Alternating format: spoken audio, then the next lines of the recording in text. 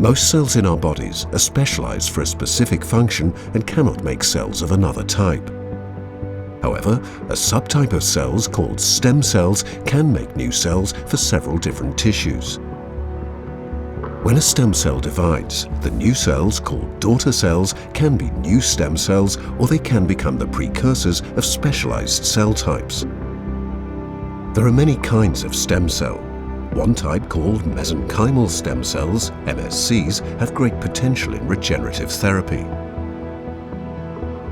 MSCs can make new cells to replenish several tissue types, such as bone cells, cartilage cells, muscle cells, fat cells, and liver cells.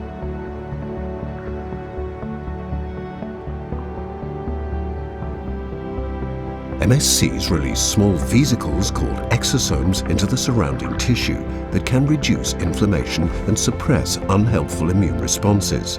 This is beneficial in regenerative therapy. Our new therapy uses a stem cell and exosome blend to enhance our established MSC treatments. Once inside the damaged tissue, MSCs and exosomes can exert their restorative effects. Owing to their small size, exosomes can travel around the body, even crossing the blood-brain barrier to reach the central nervous system under certain conditions.